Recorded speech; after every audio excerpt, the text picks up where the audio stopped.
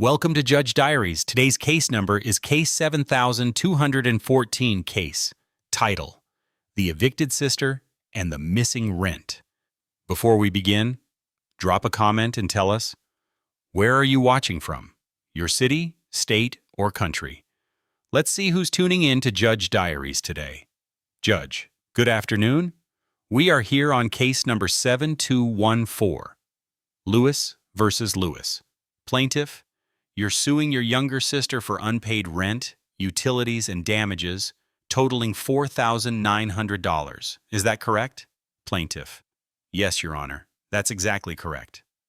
Judge: and defendant: you're claiming you were never a legal tenant and you don't owe a dime. Is that your position? Defendant: yes, ma'am, I was just crashing there for a while. She never said I had to pay rent like that. Judge: plaintiff, start from the top. What happened? Plaintiff: okay, Your Honor.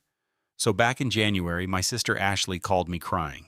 She said her boyfriend kicked her out and she had nowhere to go. I live alone, one-bedroom apartment, and I felt bad. I told her she could come stay with me for a month or two while she got on her feet. Judge: did you two discuss payment? Plaintiff: yes. I told her straight up she could stay for 2 months rent-free, but after that she'd need to pay half. That's what I said, and she agreed. Judge: how much is your rent? Plaintiff: it's $1,600 a month, so her half would have been $800. Defendant: that's not true. She never said that at the time. I have texts where I asked if I needed to pay, and she said, just chill for now. Judge: we'll get to that. When did she move in? Plaintiff: January 12th. Judge: and how long did she stay? Plaintiff: until August. I had to give her a 30-day notice to vacate in July, and she finally left the second week of August. Defendant: because she threatened to change the locks. Judge: enough. Plaintiff: did she pay anything? Plaintiff: she gave me some money in March, $300 on Cash App. That's it. Then nothing after that. Judge: you have a screenshot of that? Plaintiff: yes, right here. Cash App transfer, March 2nd. Rent help in the memo. Defendant: I put the heart so it wouldn't feel like a formal thing. That wasn't rent. That was just groceries. Judge: don't play cute with me. If it says rent help and it went from your account to hers in the middle of the month, that looks a lot like rent. Defendant: but I bought stuff too. I cooked for her. Plaintiff: she cooked 3 times, Your Honor, and used up all my spices, all my Tupperware, and left her dirty dishes for days. Judge: okay, this is starting to sound like every roommate case I've ever seen, but the issue here is, were you a guest or were you a tenant? Did you behave like someone just visiting or like someone living there full time? Defendant: I didn't have a lease. Plaintiff: she had a drawer. She had her own key. She got mail there. Judge: did you change your address to that apartment? Defendant: only my Amazon deliveries, not officially. Judge: still counts. Did you pay utilities? Plaintiff: she never paid for internet, gas, electric, nothing. I showed her the bills, but she'd just say, next week, and then disappear with her friends. Judge: let's talk about those friends. Were you working during this time? Defendant: I had gigs, DoorDash, Instacart.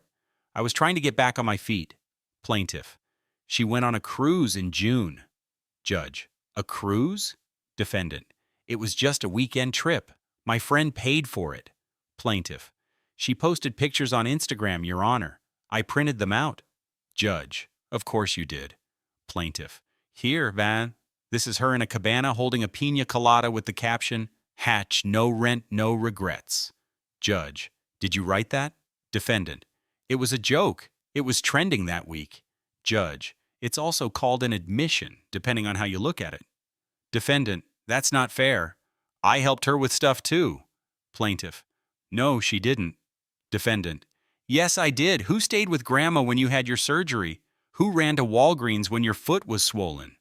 Plaintiff: that was one time, and she still owed me 4 months of rent at that point.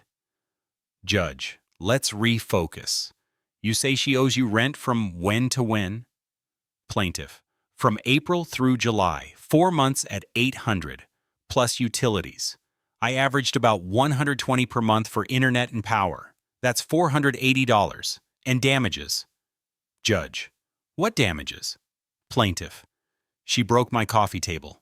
It cracked when her dog jumped on it. Defendant. Your table was already wobbly. Plaintiff.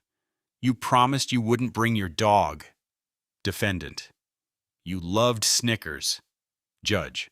Enough. Is there a picture of the table? Plaintiff. Yes, I emailed it with the claim. It shows the glass split in half. Judge. Got it now. Defendant. Did you agree to pay rent after March? Defendant. No, not exactly. She kept hinting. But I never signed anything. Judge. You don't need to sign a lease to be a tenant. If you stayed more than 30 days, changed your address, had a key, and paid money, that's enough in most states. Did you ever write in text that you'd pay rent? Plaintiff. I have one. June 15th, she texted, I swear I'll send you at least half this week. Defendant. That wasn't about rent. Plaintiff. Then what was it? Defendant. Groceries. Judge. Why do all your groceries cost exactly $400? Defendant. Because I buy organic? Judge. Try again. Defendant. I don't know. Judge. Sounds like you knew exactly what you were doing. Living rent-free while pretending to help out. That's not just crashing. That's mooching. Defendant. That's not fair. I was going through stuff. Plaintiff. We all go through. Stuff. I didn't sue until she left. I didn't want to be that sister, but I had to take out a payday loan just to cover July's rent. Judge. Did you? Plaintiff. Yes, ma'am. I have the loan contract with a 26% interest rate. Defendant. Why would you do that when you know I was going to pay you back eventually? Judge. Eventually doesn't pay rent. Landlords don't take I'm going through stuff as currency. Defendant. I didn't mean for it to go this far. Judge. Yet here we are. Defendant. Do you have any proof that you were a guest and not a tenant? Defendant. Just the texts from early February. Judge. We'll look at those next. But based on what I'm hearing, this is starting to smell like an unspoken agreement that you conveniently forgot. Defendant. It wasn't like that. Judge. We'll see. This court isn't done with you yet. Judge. Let's pick up where we left off. Defendant, you mentioned you had texts from February that you claim prove you were a guest, not a tenant? Defendant. Yes, Your Honor. I have a screenshot. It's from February 3rd. I asked, do I need to give you anything for staying here? And she replied, just chill for now. Judge. Plaintiff. Did you send that text? Plaintiff. I did, Your Honor. But that was when she had only been there 3 weeks. The for now meant just that. For now. By March, I was clear she needed to contribute. Defendant. But she never followed up in writing. Judge. You're not getting out of this on a technicality. Courts look at behavior, not just emojis. You stayed for over 6 months, used her address, got mail there, and paid a portion of rent once with the phrase, rent help. The court will consider that. Defendant. But she never gave me a written notice. Plaintiff. That's not true. I emailed her a 30-day notice on July 3rd and printed a copy too. Judge. Let me see that. Plaintiff. Here it is, dated, emailed, and also taped to the fridge. Judge. And defendant? You didn't leave until when? Plaintiff. August 12th. Defendant. I was looking for a place. Judge. Let's talk about your living expenses during this time. Were you earning income? Defendant. Yes. I did DoorDash, Uber Eats, and freelance makeup gigs. I had money, but it wasn't consistent. Judge. Did you use that money to pay her anything? Defendant. No, but I offered. I even bought her a diffuser from Amazon. Plaintiff. She gave me a diffuser while owing $3,000 in back rent. Judge. Do you think a scented oil diffuser replaces rent? Defendant. I was trying to show appreciation. Judge. You'd have shown appreciation by not freeloading for half a year. Let's talk about the alleged damage. The plaintiff says you broke a glass coffee table when your dog jumped on it. Defendant. It was already cracked. I just made it worse. Judge. Did you ever offer to replace it? Defendant. No, because I didn't think it was fully my fault. Plaintiff. It cracked the same week she brought her dog without asking. I even told her, no pets. I have the texts. Judge. Do you have a picture of the dog? Plaintiff. Yes. She posted a story on Instagram with Snickers sitting on the couch. Caption was, Snickers loves Auntie's spot. Defendant. I was joking. Judge. You joke a lot in captions, don't you? Defendant. People like humor, Your Honor. Judge. The court likes truth. Plaintiff. She also had a party at my place in May when I was out of town. Judge. A party? Plaintiff. Yes, she posted videos. One had a bottle of Casamigos on my countertop. She tagged me and said, Big sis will never know. Defendant. That was just a couple friends. Judge. Were they invited by the leaseholder? Defendant. No, ma'am. Judge. Then it's a party, unauthorized and arrogant. Defendant. I cleaned up afterward. Plaintiff. She stained the carpet. I had to pay for a cleaning service. Judge. Do you have proof? Plaintiff. Yes. I have the receipt from Fresh Step Cleaners. $165, dated May 29th. Judge. That will be added to potential damages. Defendant. That was red wine. And I didn't even spill it. It was her friend Bria. Judge. Let's talk about Bria. Did she also stay in the apartment? Plaintiff. Not overnight, but she was always there. Defendant. Bria was helping me with job apps. Judge. Was she paying rent? Defendant. No. Judge. Then she's another guest in a guest's home. That's double freeloading. Defendant. This is being blown out of proportion. We're family. Plaintiff. Exactly. That's why I didn't throw her out in March. I kept giving her chances. Judge. And she took advantage of them. Defendant. That's not fair. I was depressed. Judge. Depression is real, but it's not a license to financially exploit people. You owed it to your sister to communicate and pay something, anything, if you intended to stay more than a few weeks. Defendant. I didn't mean to take advantage. Judge. But you did. And now the question becomes, how much do you owe? Plaintiff. I calculated 4 months' rent at $800, which is $3,200, plus 4 months of half utilities, $120 per month, $480. Then the table, which cost me $175 to replace, and the carpet cleaner, $165. Judge. Total of? Plaintiff. $4,920. Defendant. I don't have that kind of money. Judge. You should have thought about that before moving in without contributing, especially while going on cruises and throwing wine parties. Defendant. I thought I had more time to fix it. Judge. You had 8 months. Defendant. I didn't think she'd take me to court. Plaintiff. I didn't want to, but I'm still in debt because of her. That's not fair. Judge. You're right, and I'm not here to punish you. I'm here to resolve facts. You had a verbal agreement. There was performance. There was payment. There was occupancy beyond 30 days. You were not a guest. You were a tenant. And tenants pay rent. Defendant. But there was no written lease. Judge. Not required. You received consideration. That makes it enforceable. Defendant. What does that mean?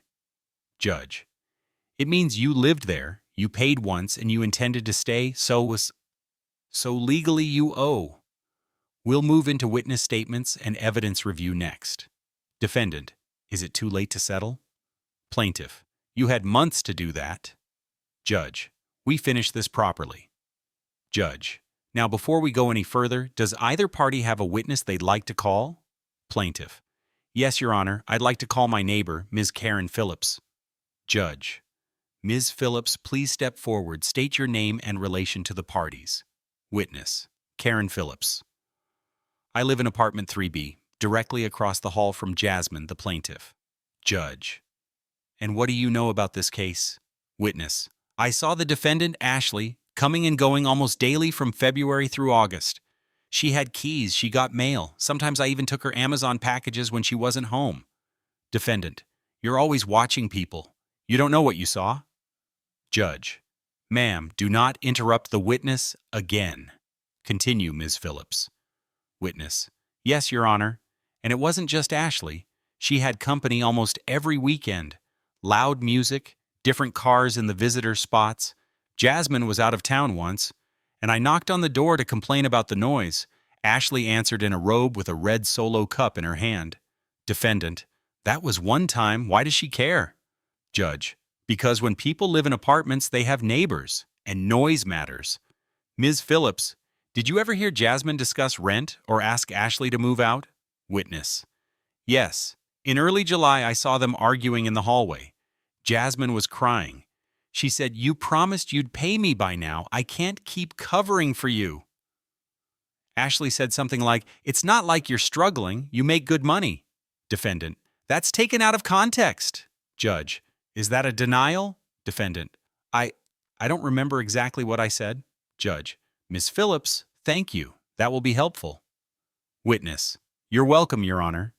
Judge: let's review more digital evidence. Plaintiff: you said you had screenshots of texts requesting payment? Plaintiff: yes. Here's a string of texts from May 22nd. I wrote, "Hey, I need you to send something this week. I'm falling behind." Ashley replied, I know, I'm waiting for my DoorDash payout." Then she said, "I'll shoot you like $300 on Friday." Defendant: I was planning to, but my account got restricted. Judge: did you communicate that? Defendant: I mean, no, but I was dealing with a lot that week. Plaintiff: she went to Atlanta that weekend. Judge: Atlanta? Plaintiff: I have the post. Road tripping with the crew, ATL bound. Dated May 24th. It's tagged with 3 friends. Judge: is this true? Defendant: yes, but it was just to clear my head. Judge: clear your debt first. Defendant: Your Honor. Judge: no, I'm tired of excuses. You were out here enjoying vacations while your sister carried both your weight and her own. Do you know what that makes you? Defendant: no, ma'am. Judge: a burden. Defendant: I didn't want to be. Plaintiff: you had every chance not to be. I even helped her get DoorDash approved. Set up her Apple Pay. She acted like I was her mother, not her sister. Judge: let's talk about the payday loan again. When did you take it? Plaintiff: July 9th. Judge: how much? Plaintiff: $1,200. Judge: at what interest? Plaintiff: 26%. It's ballooning every month. Defendant: I didn't know it was that serious. Judge: because you didn't ask. You ignored the strain. Do you know what $1,200 with 26% APR becomes after 3 months? Defendant: no. Judge: over $1,500. That's the cost of your silence. Defendant: I didn't mean for her to get into debt. Plaintiff: but you did nothing to stop it. Judge: Plaintiff, is it true that despite all this, you never called the police, filed eviction paperwork, or withheld access? Plaintiff: no, I couldn't do that. She's my sister. Judge: and that's why this hurts more. Defendant: do you feel remorse? Defendant: yes, I do. I messed up. Judge: if that's true, you'll take responsibility. Defendant: I want to. I don't have all the money. Judge: we'll get to the ruling soon. Let me ask one more thing. Plaintiff: if your sister had come to you in May and said, I can't pay right now, but I'm working on it, would you have given her more time? Plaintiff: honestly, yes. But she never said that. She acted like she didn't owe anything. She made jokes about rent, went out with friends, and ignored the bills piling up. It felt like betrayal.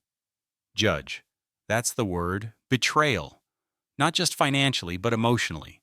Defendant: do you understand why you're here? Defendant: yes, because I acted like a guest when I was really a tenant. Judge: and? Defendant: because I used my sister without meaning to. But I still did. Judge: that's the first honest thing you've said all day. Plaintiff: too little too late. Judge: maybe, but better late than never. This court is now ready to issue a ruling. Both of you sit tight. Judge: all right, let's wrap up the legal side of this before we get to the emotional fallout. Here's where we stand. The defendant stayed in the plaintiff's apartment from January to August, a total of 7 months. The plaintiff offered 2 months rent-free out of family kindness. The remaining 4 months, April through July, were agreed upon verbally to be shared rent. There is evidence of partial payment, a promise to pay more, and clear indications the defendant understood she was expected to contribute. There's also damage to personal property, namely a coffee table and carpet. And the plaintiff entered financial hardship, including a payday loan with high interest, as a direct result of covering for the defendant. Do either of you dispute any of this? Plaintiff: No, ma'am. Defendant: No. Judge: Good. Now let's talk restitution. Plaintiff: You submitted your math earlier. Let's verify it again. 4 months of rent at $800, $3,200 utilities, $120 per month. For 4 months, $480 carpet cleaning, $165 replacement coffee table, $175 total damages, $4,920. Do you have receipts or contracts for all of the above? Plaintiff: Yes, submitted in my initial claim packet. Judge: Defendant: Do you dispute the amounts? Defendant: I don't have exact numbers, but I think it's fair. I just don't have the money right now. Judge: Then we'll structure the repayment schedule, but you will pay. Defendant: Can I at least explain why I didn't earlier? Judge: Go ahead. You've got 2 minutes. Defendant: I was coming out of a really bad breakup. I was depressed. My boyfriend had emotionally abused me. I didn't have a plan. I thought Jasmine would let me stay as long as I needed. She always had her life together. I figured she'd understand, but then I got comfortable. I stopped trying as hard. And the truth is, I saw her doing okay, and I assumed she could carry me for a while. I didn't realize she was borrowing money just to keep us both afloat. I didn't realize how much I was hurting her until I saw her cry on the 4th of July. That was the first time I felt ashamed.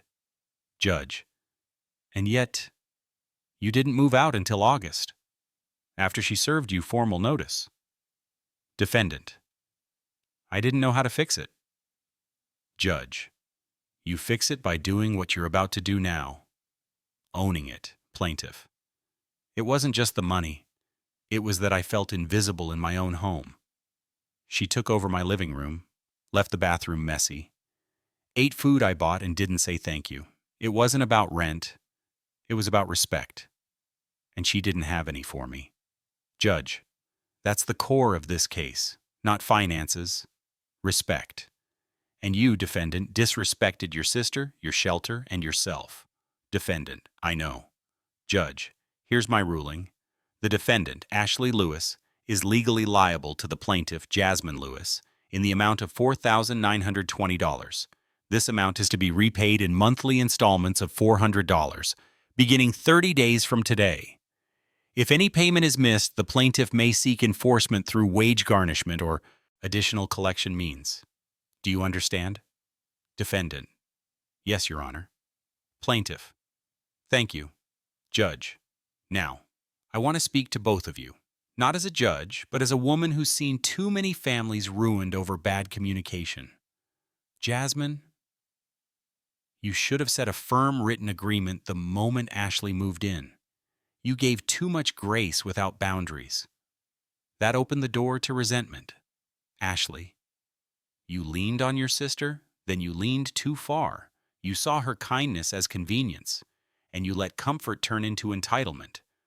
That's not just wrong, it's selfish. Defendant: I was scared, but I should have spoken up.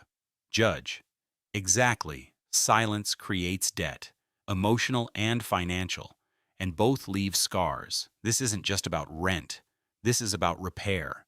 And that doesn't come from court. That comes from effort. Plaintiff: Will you accept her payments without contact? Or are you willing to try and talk at some point? Plaintiff: I'm open to talk if she shows she's serious. Defendant: I will. I want to fix this. I swear.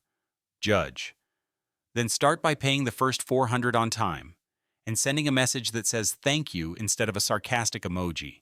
Defendant: I will. Thank you. Plaintiff: We'll see. Judge: This court has ruled. Judgment in favor of the plaintiff for the full amount. We're adjourned. Judge: Before I close the case officially, I want to say something for the people watching, because this isn't just about two sisters in court. This happens in thousands of homes across the country every day. Someone moves in just for a little while, and 6 months later, resentment is heavier than the rent bill. Here's what you must take away from this case. Family doesn't cancel accountability. You can love someone and still expect them to contribute. You can offer a roof without signing up to be their landlord, therapist, and ATM. Plaintiff: I honestly never thought we'd end up here. We used to be close, like real close. She was my maid of honor. We had matching tattoos. Defendant: Mine says blood. Hers says bond. Judge: And somewhere in that bond you forgot the boundaries. Jasmine: You gave more than most would. That's admirable. But it became a pattern. And patterns, when unspoken, become traps.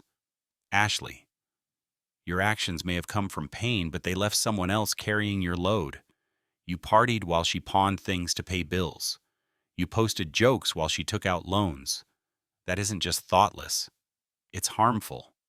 Defendant: I know, I think I was trying to pretend nothing was wrong, like if I just smiled and acted fine, the guilt wouldn't catch up. Judge: But it did, right here, on this bench. Now, since we're done with the financials, I'm going to allow both of you to say one last thing to each other. Look at each other. Not me. Plaintiff: Ashley, I didn't want to sue you. I really didn't, but I was drowning. And you made it seem like it was my fault for asking for help. I resented you. Still kind of do. But I also want you to be okay. Just on your own terms, not mine. Defendant: Jazz, I took advantage. I can admit that now. I got comfortable. I assumed you'd always bail me out. That was wrong. I'm sorry.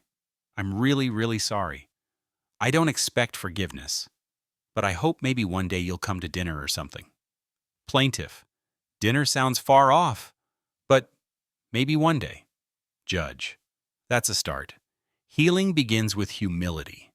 Before we adjourn for real, I want to address the audience watching this. People like you at home, shaking your heads or nodding along. Maybe you've let someone crash on your couch for a few weeks that turned into 6 months. Maybe you've got a sibling who thinks love means free rent. Maybe you are the Ashley in your story, well-meaning, struggling, but overstepping. This courtroom is where all those things collide: love, money, silence, and shame. And here's the thing about shame. It grows in silence. But when you speak up, when you set boundaries early, when you write things down, when you call out behavior before it festers, you keep relationships intact. So if you're watching this and thinking, that would never happen in my family, think again. All it takes is one missed paycheck, one breakup, one text that goes unspoken, and you'll be here, on a courtroom floor, fighting someone you once trusted. Plaintiff: That's the part that hurts the most. I trusted her. Defendant: And I broke it. Judge: Then fix it. Not with flowers or texts, but with responsibility, with action. This court has already issued its judgment. The paperwork will be sent to both parties. Payment schedule begins 30 days from today. Failure to comply will result in further legal action. We are done. Bailiff, next case, case closed. What do you think? Did justice win today? Drop your thoughts in the comments and subscribe for more real courtroom stories like this.